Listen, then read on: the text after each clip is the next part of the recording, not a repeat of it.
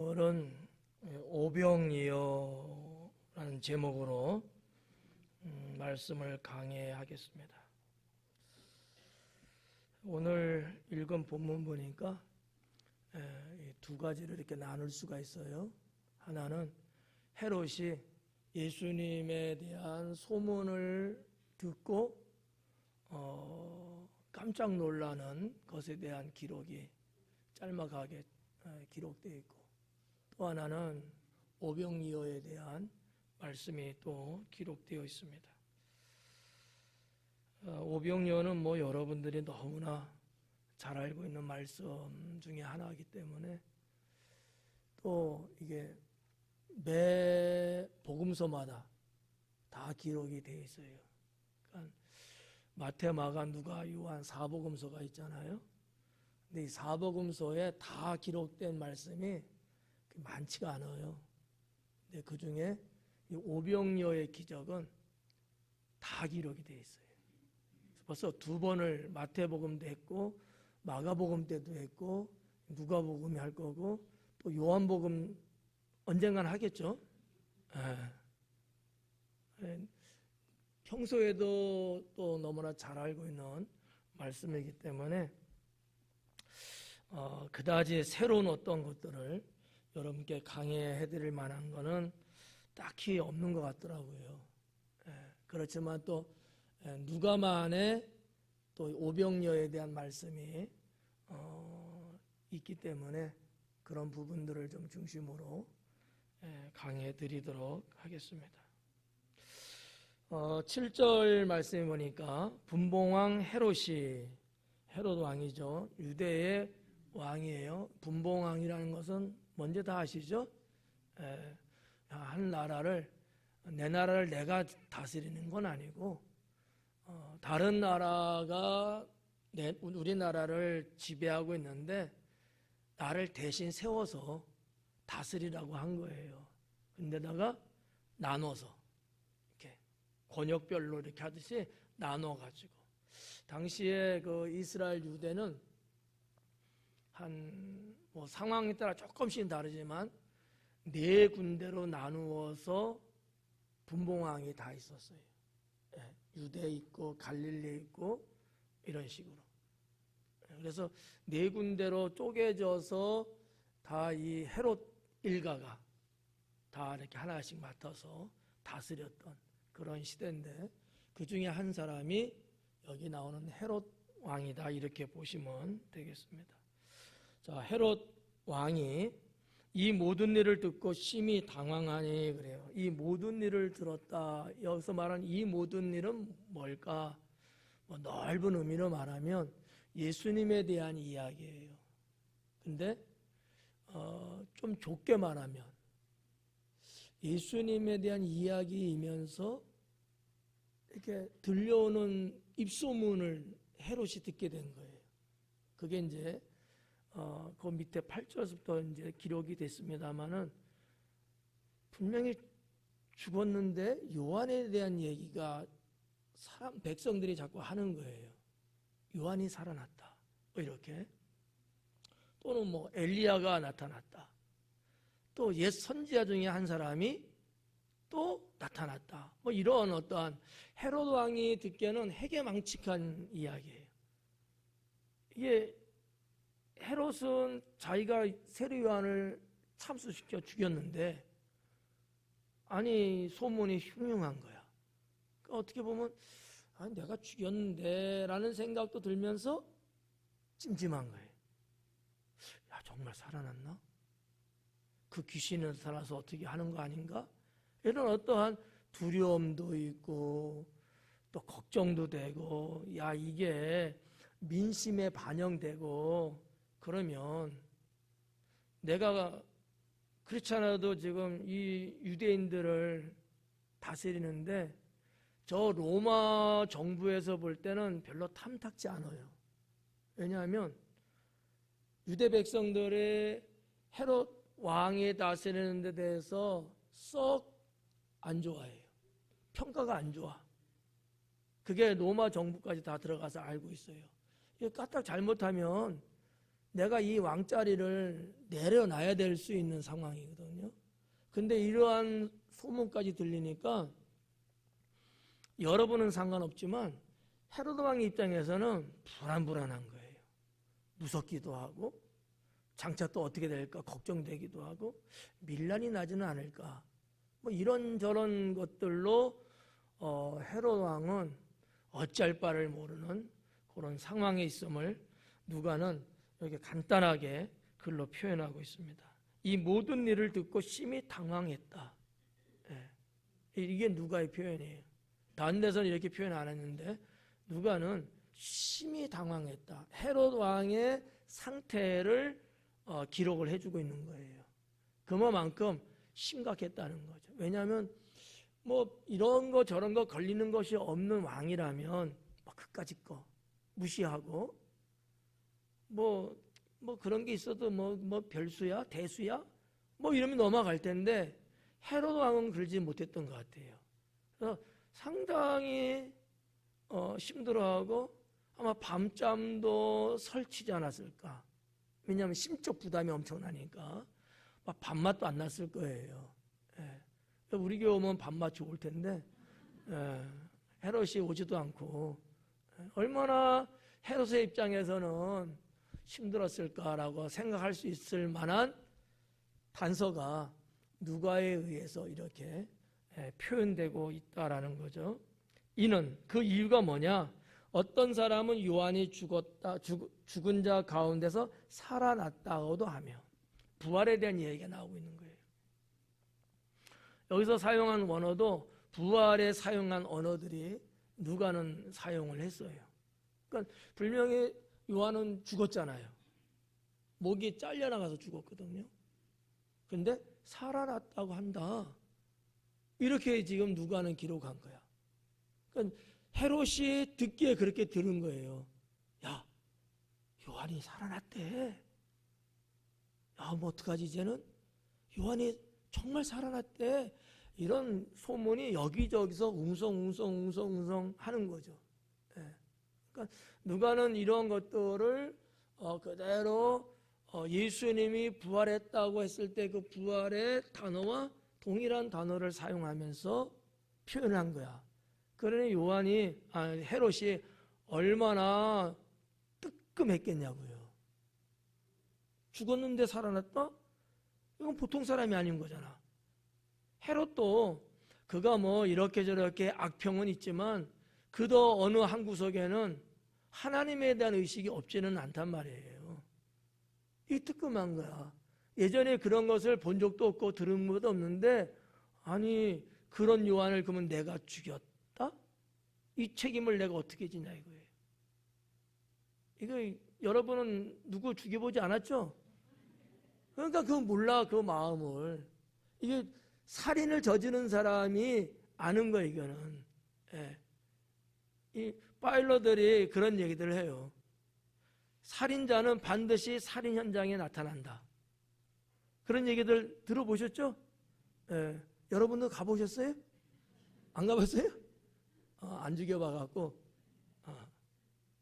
그 왜 가겠어요? 확인하고 싶은 거야. 어떻게 일이 진행되는가?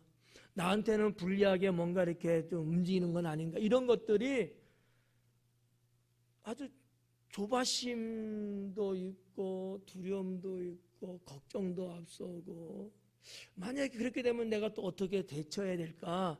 뭐 이런 여러 가지가 아마 심리적으로 작용되니까 가는 거란 말이죠. 헤롯 왕도 아마 그랬을 것 같아요. 이게 그냥 일반 백성 죽인 거는 크게 걱정 안 될 거예요. 세례 요한은 그 당시에 유대 백성들에게 최고의 인기 절정에 이른 선지자였거든요. 그를 죽였으니 이게 보통 일이 아닌 거예요. 얼마나 힘들었겠는가라는 걸 볼 수 있다는 거죠. 그것도 부활했다. 살아났다. 어떻게 죽은 자가 살아나? 이건 말도 안 되지. 근데 헤롯이 알고 있는지 모르고 있는지 몰라도 죽은 자가 살아난 것에 대한 이야기도 아마 들을 수도 있어. 물론 이 누가복음에는 나사로의 사건이 뒤에 나옵니다만은 그런 하는 일종의 하나님의 어떤 초능력적인 기적의 역사를 그가 어느 정도 알고 있는지도 모르겠어요. 근데 아무튼 두려워. 만약에 알고 있어도 그러면 내가 죽인 이 요한은 보통 사람은 아니다라는 걸 느낄 수 있잖아. 그러면 이 죄가 더 크지. 더군다나 하나님 앞에. 그가 일반 백성도 아니고 하나님 나라를 전파하고 백성들을 하나님께로 인도하는 사람이라는 건 알거든요. 그런 내가 죽였어.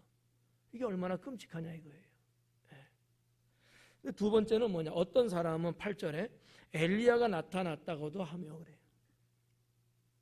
누가는 여기서 엘리야가 나타났다는 단어를 이제 사용하는 거예요. 왜 이 표현이 다를까? 여러분 볼 때는 어때요? 이상하지 않죠? 절대 안 하죠. 예. 이게 다른 거야. 왜냐하면 엘리야는 죽음을 보지 않고 하나님 나라 갔거든. 그러니까 죽었다 살아났다 이런 표현은 안 하는 거지. 하나님 나라 간 그가 다시 왔다고 본 거예요. 이해가요? 이게 이제 다른 거예요. 요한은 죽었으니까 살아났다고 하지만 엘리야는 죽은 게 없어. 하나님 나라 간 거예요. 그분이 다시 온 거야. 이런 개념에서 이 엘리야에 대해서는 나타났다는 단어를 쓴 거예요. 이해가죠? 세 번째는 어떤 사람은 옛 선지자 한 사람이 다시 살아났다고도 함이라 그래요.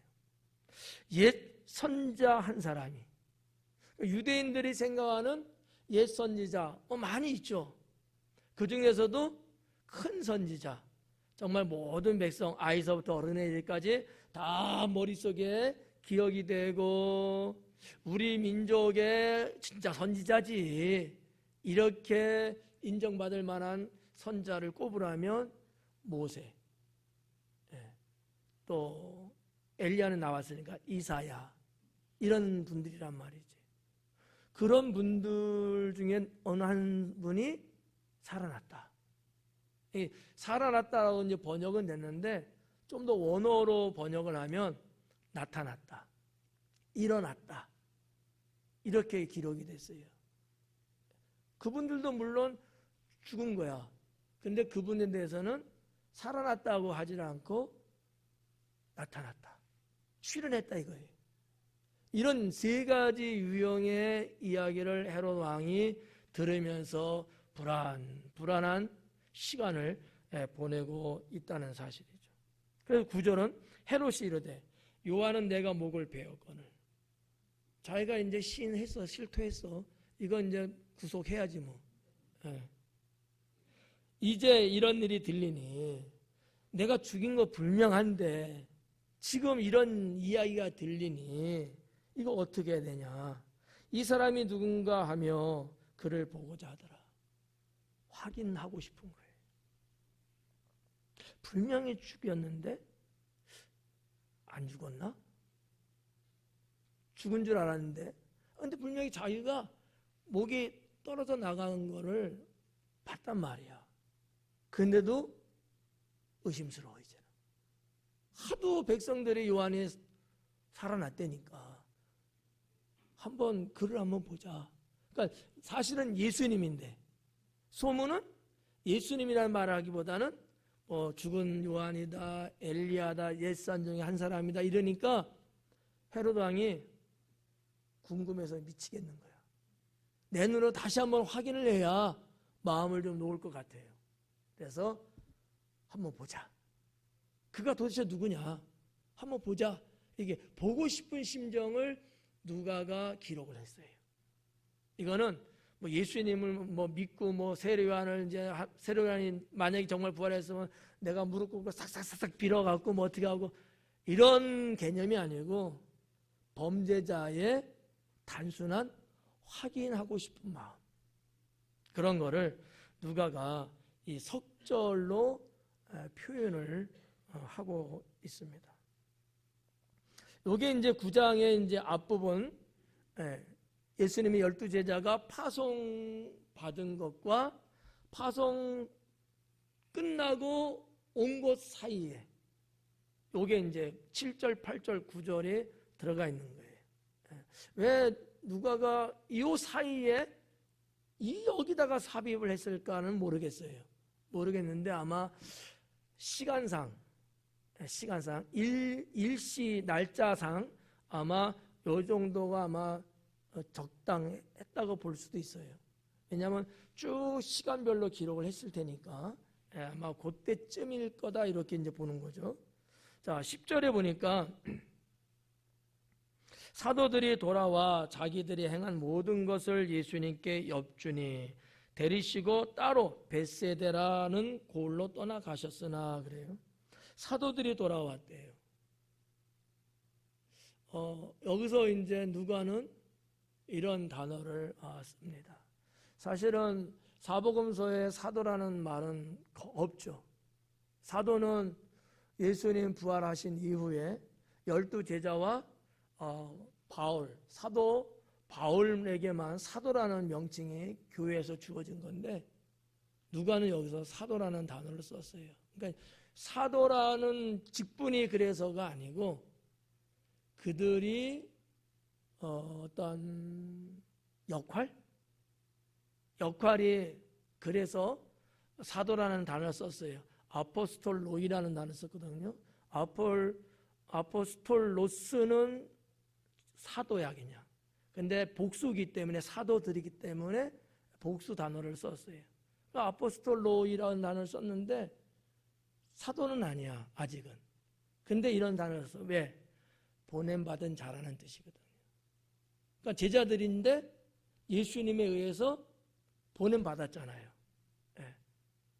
그러니까 9장 1절에서는 12제자라고 기록을 했어요. 근데 그 일을 사역을 마치고 돌아왔을 때는 누가가 사도라는 단어를 썼다는 사실이죠. 아포스톨로이. 인정한 거 어떻게 보면. 보냄받았는데 그 보냄받은 사역의 수행을 다하고 온 거야. 이런 의미예요. 어떻게 보면 뭐 나타난 거는 딱히 이렇게 한두 군데밖에 없지만 아마 성공적으로 예수님께 받은 사명을 잘 수행하고 오지 않았겠느냐 이렇게 이제 볼 수 있는 거죠. 그래서 이제 사도들이 돌아왔다는 거 보면 여러분이 헷갈릴 수 있어서 제가 설명해 드린 거예요. 제자들이 돌아온 거예요. 보냄받은 자들이 돌아와 이렇게 보시면 돼요. 그 보냄받은 자가 누구예요? 예수님 12제자들이었어요. 그들이 돌아왔다는 겁니다. 자기들이 행한 모든 것을 예수님께 여쭈니 그래요. 자, 자기들이 행한 모든 것들이에요. 어떤 일을 행했을까요? 그게 6절에 기록되어 있는 거죠. 하나님 나라 복음을 전파하고 병든 자를 고쳐주고 이런 걸 했다는 거예요. 예수님이 제자들을 파송할 때 그 부분을 분명히 언급하시면서 그렇게 사역하라 그랬거든요. 그러니까 제자들은 말씀에 순종하고 그대로 가서 정말 하나님 나라 복음을 전하고 그다음에 병든 자들을 고쳐주고 아마 여기에 문자적으로는 나오진 않았지만 귀신 들린 자도 내쫓는 사역도 아마 이 사역 안에 있었을 거예요. 왜냐하면 예수님 사역하실 때도 병든 것이 분명한데 그 병을 누가 가져온 거였어요? 귀신이. 예수님도 귀신을 내쫓고 병을 치료하시고 이렇게 하셨잖아요. 그래서 이러한 사역을 제자들도 파송받은 각 지역에서 행했다라는 거죠. 아마 정확하게는 모르지만 이때 12제자가 파송받아서 감으로 인해서 예수님이 다니시면서 사역한 부분도 물론 거쳐서 갔겠지만 그러지 않은 지역까지도 제자들은 흩어져서 복음을 전했을 거예요. 그러면 가나안 땅 유대 지역뿐만 아니라 근방의 사마리아라든지 이런 등등으로도 어느 정도는 퍼져갖고 복음을 전했다라고 본다면 이렇게 사명을 받고 감으로 인해서 하나님 나라가 더 넓게 전파됐다는 거죠. 그래서 예수님을 사실상 뭐 그때는 뭐 인터넷이 있었겠어요? 카톡이 있겠어요? 저기서 있었던 걸 모르잖아.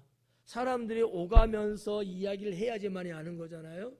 근데 그러지 못한 지역들도 분명히 있을 거란 말이죠. 근데 12명이 흩어져서 함으로 인해서 좀 복음이 쪼밀쪼밀하게, 좀 더 세세하게 전파되지 않았겠느냐, 이렇게 이제 볼 수 있는 거죠. 이것은 어떤 의미에서 하나님이 선자를 통하여 예언하신 것을 이루시기 위함이다라는 거죠. 주의 복음이 널리 전파된다 그랬거든요. 이런 부분들도 볼 수 있고요. 또 여기 보니까 예수님께 여쭈니 그래요. 이게 우리나라 국어적으로 보면 여쭈는다 하면은 뭐예요? 물어본다, 이런 뜻이 좀 강하죠. 아닌가? 그렇지 않아요? 예, 한번 여쭤봐 그러잖아요. 한번 물어봐라는 것을 높이 쓴 용어잖아요. 근데 원어 성경은 그런 의미는 아니고 말하다, 고하다 라는 단어예요. 그러니까 갔다 와서 있었던 일을 예수님께 이야기해 드렸다는 거지. 아셨죠? 예. 제자들 뭐가 궁금해서 또 여쭙지? 주님, 우리가 잘했어요? 그래서 뭐 여쭈 그런 게 아니고 있었던 것을 예수님께 보고하는, 이런 일도 있었고 저런 일도 있었고 우리가 여기저기 이렇게 다 다녔습니다. 아유 주님, 이제 걱정하지 마세요. 우리도 할 만큼 했어요. 뭐 이런 식같이 이렇게 이제 보고하는 그런 내용을 이야기한 거예요. 그렇게 했더니만 예수님은 제자들을 데리시고 따로 벳세다라는 고을로 떠나셨다 그래요. 지금 요 장소까지는 일반 백성들 다 있었어요. 제자들도 있었고 우리가 지난주에 봤던 내용이죠. 근데 예수님이 제자들만 딱 거기서 이렇게 나오게 해갖고 따로 예수님의 12제자만 벳세다로 자리를 옮기는 거예요. 뭐 신학학자들은 뭐 여러 가지로 이야기하는 부분도 있어요. 어떤 분은 제자들 수고했으니까 피곤할 테니까 예수님이 휴식을 좀 주려고 데려가지 않았겠냐, 이런 얘기도 있는데 저는 뭐 인정하기는 좀 그렇고, 하여튼 예수님이 무슨 의도인지 모르지만 제자들만 데리고 벳세다라는 곳으로 자리를 옮기셨다라는 거죠. 지금 있었던 지역이 가버나움이라고 봤을 때 벳세다까지 거리가 아주 멀지는 않고 가깝지도 않아요. 약 직선 거리는 한 6, 7km 정도? 아마 길로 이렇게 갔으면 한 8, 9km 정도 아마 당시 됐을 것 같아요. 그러면 한 2시간 남짓하는 거리 정도 되겠죠. 2시간 걸어서. 그러면 옛날 그 시대로 보면 결코 짧지 않은 거리긴 해요. 근데 이 벳세다라는 곳은 뭐 지금도 마을이 있습니다만 그 지역은 빈들이에요. 벳세다 지역으로 요단강이 저 단에서부터 쭉 내려오면서 갈릴리 호수로 들어오는 우리말로 말하면 뭐래나 쇳강이라고 해야 되나? 그런 어떤 강줄기가 벳세다 지역을 통과하고요. 그 좌측은 광야로 되어 있고 우측으로는 좀 이렇게 야산 같은 습이 좀 이렇게 어울렸는데 사람들은 살지 않는 그러한 이제 빈들, 우리 성경이 이제 빈들이라고 했는데 황량한 장소, 또 다른 말로 말하면 사람들이 살지 않는 곳, 버려진 장소, 뭐 이런 뜻으로 이제 해석은 돼요. 헬라어로 보면은 일단 그곳으로 예수님의 제자들을 데리고 가셨다라는 거죠. 아마 이제 하루의 일과도 얼마만큼 다 이제 끝나갈 즈음이었을 거예요. 잘 몰라도 오후 뭐 한 서너 시나 이렇게 좀 되지 않았을까. 그래서 하루의 그날은 이제 정리하는 차원에서 끝내고 이제 한적한 곳에 가서 쉬려고 하는, 뭐 제자뿐만 아니라 주인도 그렇고, 그래서 자리를 아마 이동하지 않았겠는가. 왜냐하면 가보나 하면 너무나 사람이 많으니까 뭐 옴짝달싹하지 못하도록 가는 곳마다 백성들이 따라오고 뭐 진을 치니 이거 뭐 보통 심는 게 아니에요. 그래서 아마 자리를 이동하지 않았을까 이렇게 이제 볼 수 있는 건데, 근데 문제가 뭐냐, 11절에 보니까 무리가 알고 또 따라왔대요. 속도 몰라. 무리가 알고 따라왔대. 뭘 알고? 벳세다로 간 걸 알고 정보가 샜어. 그래갖고 백성들도 또 거기에 그냥 가는 거예요. 그러니 예수님께서 그들을 영접했다 그래요. 참 우리 주님 속도 넓으셔. 이제는 뭐 정리하고 좀 쉬시고 그럴만 한데 백성들이 찾아오니까 그거 내치지 못하고 그냥 맞이한 거예요. 이 예수님의 이런 마음 상당히 푸근하고 넓고, 그 백성들의 이 아린 마음을 아마 주님은 받아들이고 이해하시는 것 같아요. 왜냐하면 여기 기록에 보면 병든 자도 고쳤다 그랬거든요. 그럼 분명 그 무리에는 병든 자가 따라온 거야. 그죠? 문제 있는 자 따라오고 별별 사람이 다 따라온 거지. 물론 하나님 말씀을 듣기 원하는 진리의 사모함이 있는 사람도 왔겠지만 당장 힘들고 지친 내 영혼을 치료받기 원하는 사람들도 온 건데 예수님이 그들을 내칠 수가 없었던 거예요. 그래서 저는 이 부분을 보면서 우리가 예수님 마음을 닮아야 되지 않겠느냐. 나는 힘들고 피곤하고 좀 쉬어야 되는지라도 또 이렇게 백성이 성도가 원하니까 또 그냥 받아들이고 또 사역하시고. 그러니까 이게 뭐 양자적인 문제인데 예수님은 그래도 그 한 영혼을 불쌍히 여기는 마음이 엄청나게 크셨던 것 같아요. 그래가지고 그들을 영접했다. 그리고 영접만 한 게 아니잖아요. 하나님 나라 일을 이야기하시며 또 그들하고 또 대화하시고 천국 말씀을 또 증거하시고 그러시는가. 이러면서 제가 볼 때 뭐 대략 뭐 1시간 내외에는 또 지나가지 않았겠냐는 거지. 근데 말씀만 전한 게 아니에요. 병든 자를 또 고쳐줬대요. 이렇게 저렇게 하다 보니까 해는 뉘엿뉘엿 서산으로 넘어가면서 이제는 해가 저물 무렵이 됐다는 거예요. 선셋이 아름다워. 이 석양이 그렇게 아름다운데 하여튼 그럴 만한 시간대가 이제는 된 거예요. 누가가 그런 부분까지 상세하게 이제 기록을 이제 한 거죠. 그래서 12절 말씀이 그겁니다. 날이 저물어 가매. 저건 조금 표현이 다르네요. 저는 선셋, 석양의 아름다움을 말했는데 누가는 그런 표현보다는 하루 일과가 끝나간다는 거.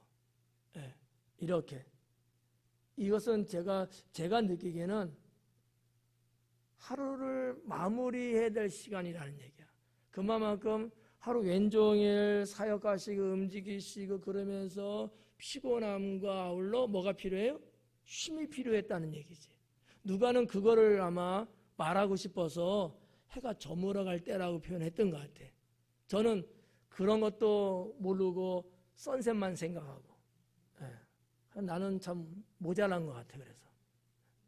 그래서 누가의 이런 표현 기법이 상당히 당시의 상황을 좀 더 정확하게 알 수 있게 하는 그런 어떠한 문법의 문장의 기법을 잘 쓰고 있지 않았는가 이렇게 봐지고요. 12 사도가 나와 여짜오되 무리를 보내어 두루 마을과 촌으로 가서 유하며 먹을 것을 얻게 하소서. 우리가 있는 여기는 빈들이니라. 이 대목에서 보면 예수님의 제자들도 마음이 상당히 넓어지고 푸근해진 것 같아요. 주님, 이제 저들 보내죠. 이러는 게 이제 맞아요, 원래가. 그런데 그러지 않고 점을 떼고, 그러면 뭐가 생각날 때예요? 뭐가 생각나? 먹을 게 생각나. 배가 출출해지고. 그걸 말하는 거예요, 지금. 그러니까 제자들이 이런 적이 없거든요. 주님, 이제는 가시죠. 뭐 이러든지. 별다른 말을 안 하고 이런 제자들인데, 사역을 해봐야 알아. 그래서. 사역 나가기 전까지는 그랬는데, 갔다 오고, 한 영혼 한 영혼을 정말 가까이서 본인들이 직접 대하고 복음 전하고 그들을 얼싸안고 이런 사역을 해보고 온 다음이잖아요. 한 영혼의 귀함을 알지 않았겠느냐라는 거지. 그러니까 교회도 마찬가지야. 주님의 일을 해봐야 알아. 안 해보면 몰라요. 해보면 이럴 때는 이렇게 해야 되고 저럴 때는 저렇게 해야 되겠구나. 이게 뭔가 마음이 달라져. 네, 마음이 달라져. 그래서 그런 말을 해요. 전도를 해봐야 한 영혼 귀한 걸 알 수 있다. 한 영혼을 여러분 구원하기가 얼마나 힘들고 어려워요. 근데 그것 이상으로 그 영혼이 귀하다라는 거지. 전도해본 사람은 알아. 전도를 해봤기 때문에 한 영혼을 구원하기 위해서 전도를 해보면서 고생하고 헌신하고 막 진짜 그래봤기 때문에 그 한 영혼이 그 이후에도 안 믿는 영혼이든지 이미 주님 앞에 나온 영혼을 볼 마음도 한 영혼을 귀하게 여기는 마음이 생겨요. 안 해보면 몰라. 나오든 말든 집까지 것이 뭐 이렇게 쉽게 생각해요. 아니 하나님도 천하보다 귀하게 여기신다는데 집가 짓게 뭐라고. 영혼을 우습게 보는 거야. 구원받을 영혼을. 이러면 될까요 안 될까요? 안 된다는 말이 너무 적어서 되는 것 같은데 안 되겠죠? 네. 제가 그냥 해석해 보는 거예요. 과거의 제자들의 이런 모습을 볼 수 없었는데 사역을 갔다 오고 나서 그들의 이 한 영혼을 보는 이 영적 눈이 열렸구나. 영적 눈. 불쌍히 여기는 마음이 생긴 거예요. 아니 저녁이니까 집에 가서 먹으면 되잖아. 근데 그러지 않고 먹여서 보내고 싶은 거야. 이게 누구의 마음이라고요? 에? 대답하기 전까지는 안 해. 누구의 마음일까요? 내가 그렇게 말할 줄 알았어. 너무 영성스러워갖고 부모님 마음.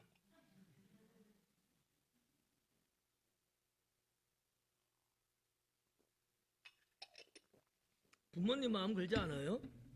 하나라도 챙겨주고 싶고 먹여서 보내고 싶고 얘야 지금 가도 차 막혀. 시간 그러니까 아예 먹고 가라. 그러잖아요. 부모님 마음이야. 이렇게 접근하자고. 부모님 마음, 제자들의 마음에 그만큼 후덕해진 거야. 여러분이 이제 이야기한 거, 그 다음번은 누구 마음? 예수님 마음. 이런 거를 같이 사역을 하면서 동고동락하면서 조금씩 그들도 배워가고 그 마음을 지니게 되지 않았을까. 저는 이렇게 여겨집니다. 그래서 이제 이런 말을 하는데 봐봐요. 무리를 보내요. 두루 마을과 촌으로 가서 유하며 먹을 것을 얻게 하소서. 우리가 있는 여기는 빈들이다. 먹게 해달라는 거 하는데 이게 가만히 또 보면은 우리가 주는 게 아니고 저들이 가서 먹을 수 있도록 허용하자는 얘기구나. 이렇게 이제 자세히 보면 그렇게 보여요. 그러면 아직 제자들의 마음은 반반인 거야. 50대 50. 우리가 그들을 뭐 이렇게 먹이고 주고 이게 아니고 저들이 스스로 마을에 들어가 갖고 그럼 대략 한 뭐 몇 킬로 가야 될 거야. 마을에 가서 먹을 수 있도록 하자고. 주님 사역 그만하세요. 이제 점점 어두워집니다. 빨리 가갖고 먹어야 될 거 아니에요. 이런 얘기거든. 그러니까 제자들의 마음을 조금 제가 야 좋아졌다 이렇게 해도 보지만 여전히 사람의 생각이 있었던 거예요. 이 말씀드리냐면 그 다음에 나오는 예수님의 마음이 보여요. 두 가지가 비교가 된다는 거지. 자, 한번 볼까요? 13절에 예수님께서 이르시되 너희가 먹을 거 줘라. 요게 정답인데 뭘 있어야 주죠. 예수님이 이 허다한 사람들, 오늘 여기 누가복음에도 남자만 5,000명이라고 그랬는데 대략 우리가 볼 때 5,000명 더 보거든요. 애들도 있고 노인도 있고 여성도 있고. 남자만 따지면은 훨씬 적어요.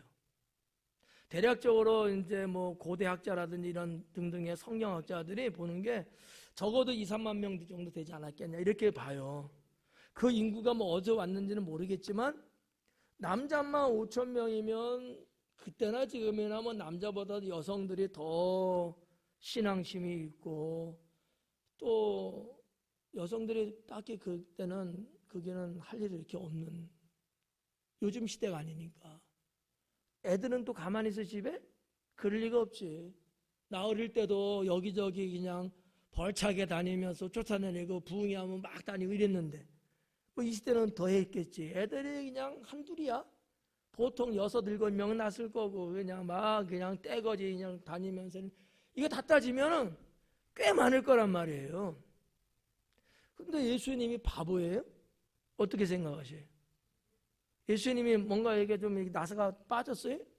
아니 그 많은 인구를 예수님도 알잖아. 근데 제자들이 갖고 있는 게 뭐가 있다고? 야 너희들이 먹을 거 줘 그러시는 거예요. 너무 황당한 거 아니야? 어떻게 생각하세요? 황당하네? 나가 볼 때는 황당한데? 아니 헤롯보다 더 황당스러운데? 그렇잖아. 근데 그러라는 거예요. 이게 무슨 말이야 이게. 에? 말도 안 되는 얘기잖아요. 그럼 예수님은 왜 이런 말을 하셨을까? 이거 마치면 신학교 한 4학년 될 텐데.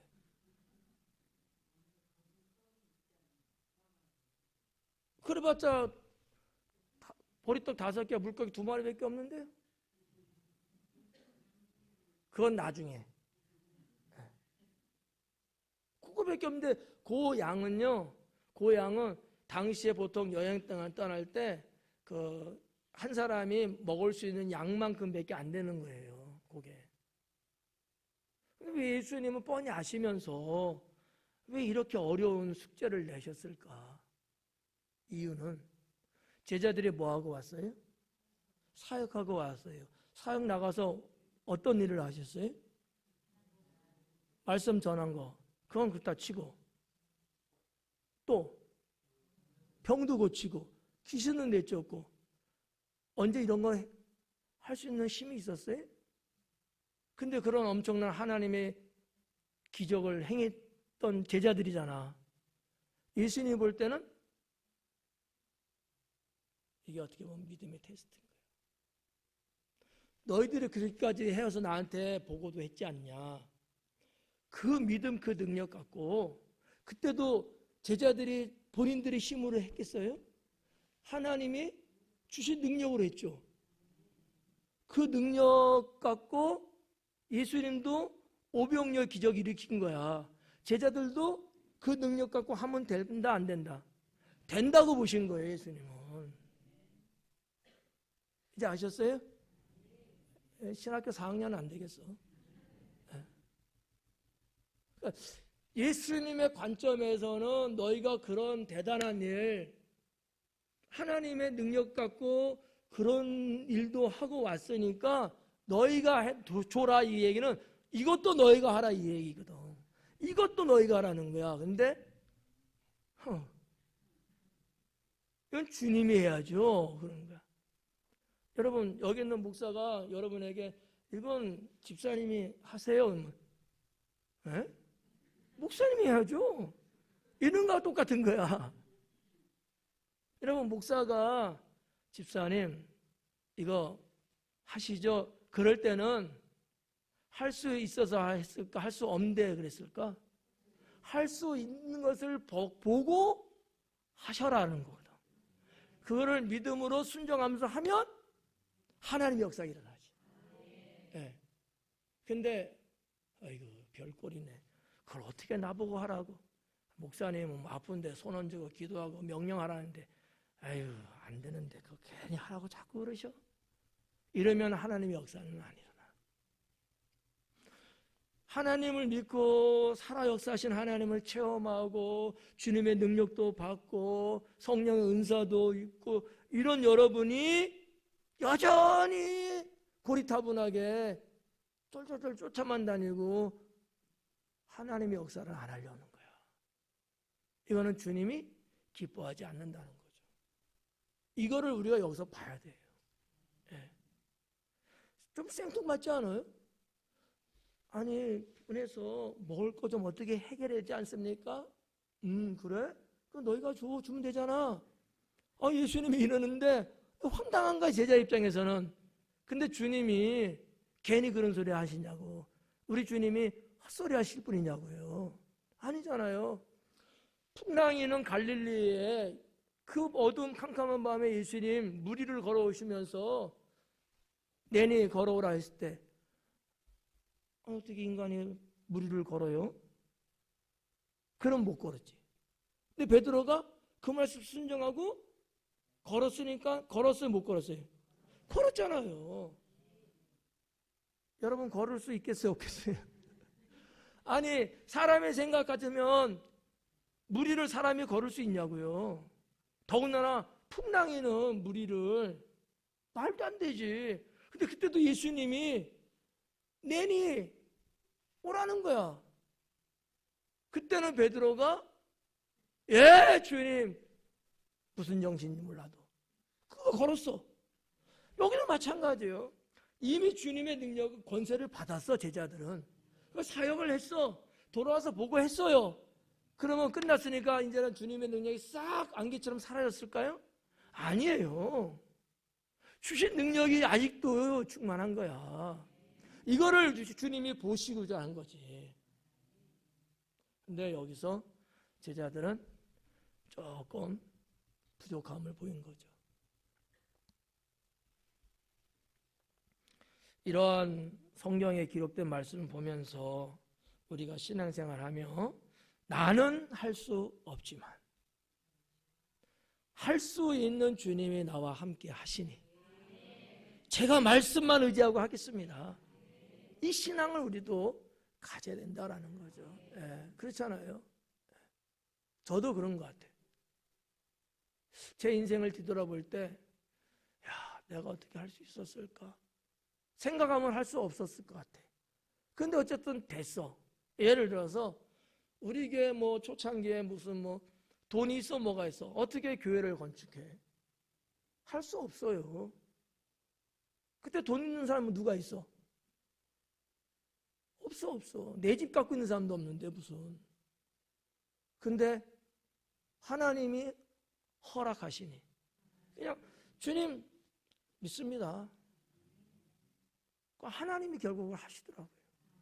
그래서 처음에 건축 주차장이 한 80평 했고 그 다음에 여기 이 성전 건물 이거 그 다음에 하고 할 수 없는 거예요 사실은. 지금도 간혹 이야기하면 그런 소리예요. 내 정신 갖고는 난 건축 못했을 거다. 내 말짱한 정신 갖고. 그래도 제가 좀 똑똑하거든요. 기술도 있어요 이것저것. 근데도 엄두가 안 나는 거야 이게. 이게 뭔가 이게 있어야지. 그렇잖아요. 이게 입으로만 하는 거 아니잖아요. 그러니까 내 정신 갖고는 나 못해. 이게 맞아. 근데 하나님 나를 싹 이렇게 여기 돌아가게 했어. 그래가지고 미쳐버리게 해갖고 한 거예요.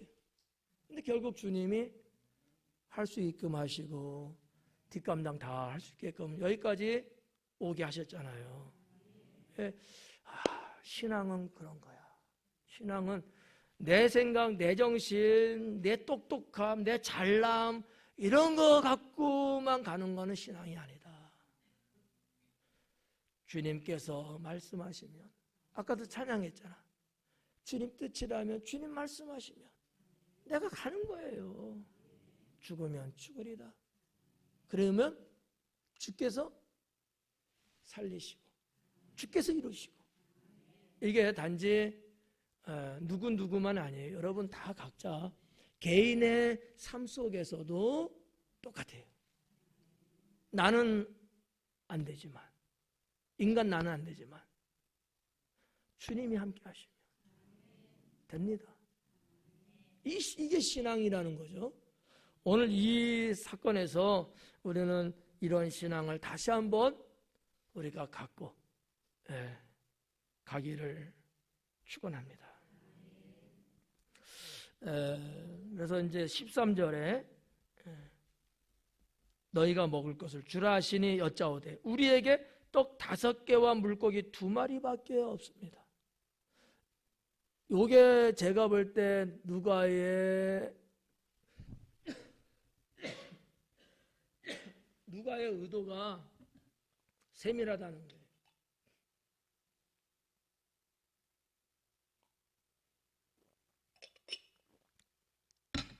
뒤에 보면 16절에 먼저 볼게요. 예수님께서 떡 5개와 물고기 2마리를 가지사 이렇게 나왔잖아요. 다시 13절로 가서 우리에게 떡 5개와 물고기 2마리밖에 없으니 이거하고 뭐가 달라요? 같아요? 그렇죠. 어떤 애들은 그게 그냥 이렇게 있는 것만 5개, 2개지 저쪽에 더 많이 있고 저기 더 많이 있고 그런 거 갖고 먹인 거지 뭔 소리 하냐고 이렇게 말하는 사람도 있어요. 누가는 그래서 밖에 그거밖에 없었다는 거예요. 여기저기 쌓아놓고 그런 게 아니고 아예 거기에는 그거밖에 없었던 거예요. 이해가요? 이게 누가의 섬세함이라는 거죠.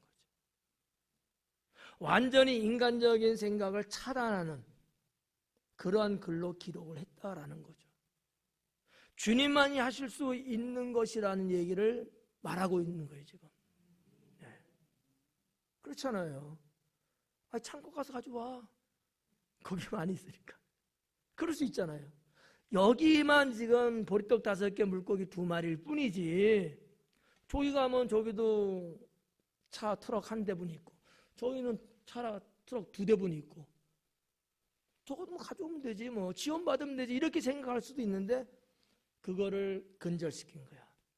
딱 보리떡 5개, 물고기 2마리, 그거밖에 없다. 제자들이 하는 얘기예요, 제자들이. 자기들이 갖고 있는 거 그거밖에 없다, 수중에. 이거를 여러분들이 느낄 수 있으셔야 돼요. 네. 이 모든 사람을 위하여 먹을 것을 사지 아니하고서는 할 수 없사옵나이다. 네. 살 수 없대. 할 수 없다는 거야. 뭔가 그 양식을 사야지 나눠주지. 우리가 뭐 없는데 뭘 어떻게 합니까? 이런 얘기잖아요.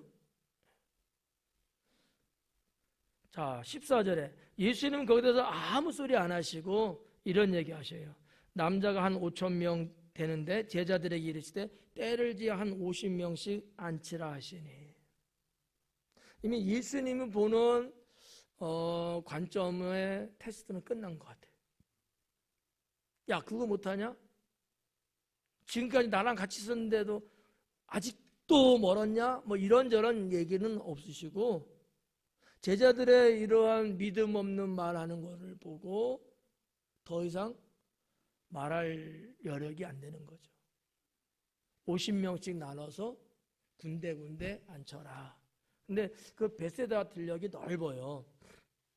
넓어가지고 아마 가능할 거예요. 왜냐하면 이 가버나움이라든지 이런 데는 큰 마을이 있어갖고 그 많은 인구가 이렇게 하기는 어렵지만 베세다는 아마 가능도 아마 했을 거예요. 여러분이 나중에 성지순례 가게 되면 그 베세다 아마 갈 거예요. 어느 여행사가 가든 안 갈 수 없는 장소니까 보면 진짜 이렇게 높지 않은 야산, 동산이지. 동산 같은 풀에다가 들판에다가 광활합니다. 아주 넓어요. 네. 그게 아마 뭐였는데 성경에 기록된 바에 의하면 요 인구 요 정도인데 우리가 상상은 사실 어렵죠. 적은 인은 아닐 텐데. 그리고 15절에 제자들이 이렇게 하여 다 앉힌 후 16절 예수님께서 떡 5개와 물고기 2마리를 가져서 하늘을 우러러 축사하시고 떼어 제자들에게 주어 무리에게 나눠주게 하시니 그래요. 여기에서 우리는 예수님의 영성을 한번 보자. 예수님의 영성 뭘까? 예수님은 언제나 하나님의 그런 어떤 일들을 할 때 보면 대체적으로 하늘을 바라보시면서 기도하셨다라는 거죠. 그분도 하나님이시지만 여호와 하나님, 성부 하나님, 하늘의 주관자이신 그 하나님을 바라봤다는 얘기는 영성이에요, 영성. 제가 여러분 하루에 한 번은 어디를 보자? 천국을 바라보자. 그런 말씀 드리잖아요. 마음으로 천국도 있지만 예수님이 하늘을 정말 실제적으로 하늘을 이렇게 우러보시면서 기도하신 거야. 이게 이제 유대인들의 기도 습관이기도 하지만 저는 그냥 예수님의 영성이 있다라고 보는 거죠.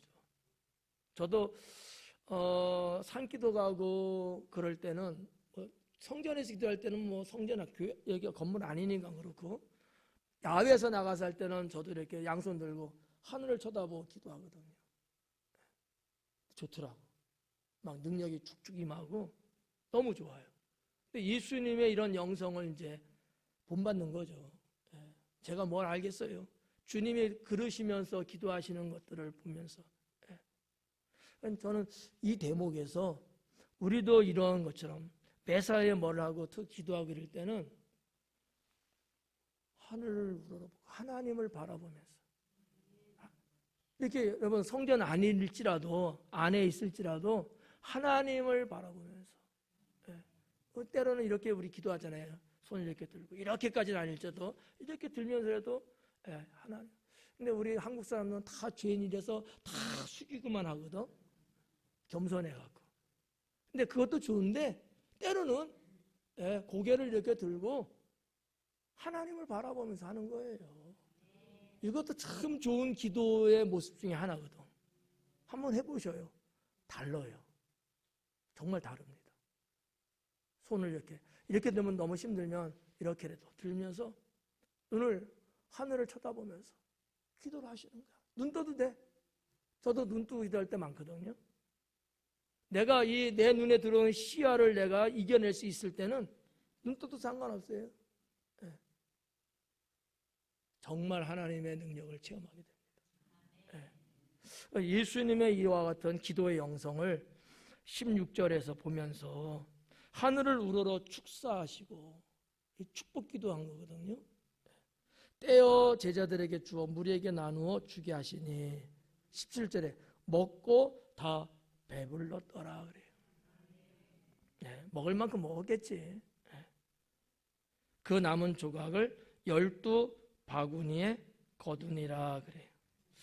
자, 이 전체적으로 놓고 볼 때 우리 하나님은 우리에게 풍족을 주시는 은혜, 축복을 주신다. 누구에게 줄까요? 주님을 믿고 따르는 이들에게. 여기 주님 앞에 아주 극성 맞지만 그 말씀 사모하고 병 고치는 것도요 열정 아니면 이게 어려워. 주님 앞에 나아가려고 이렇게 믿고 따르는 이들은요 예수님이 한 번도 거저 보낸 적이 없었어요. 이런 자들은 주님이 주시는 풍성함이 있어. 여러분 이런 말씀 있잖아. 그래요, 저는 개 같은 여인이에요. 주인의 상에서 떨어지는 부스러기 개가 먹잖아요. 그 부스러기도 줬사오니까 저도 주세요. 예수님이 이 여인을 귀하게 보셨잖아.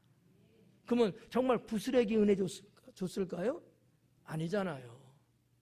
주님 앞에 우리가 그 여인처럼 믿고 주님을 따르고 부스러기도 좋습니다. 내가 그런 거 치사해서 몰라 안 해. 이러지 말고 이 먼지 같은 것도 좋습니다. 주님, 그것이면 됩니다. 감사합니다. 그러면 우리 주님은요, 이만한 거를 주신단 말이에요.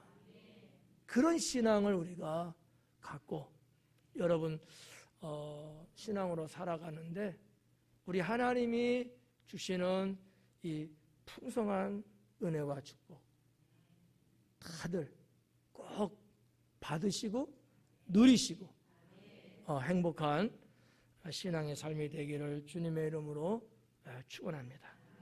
기도하겠습니다.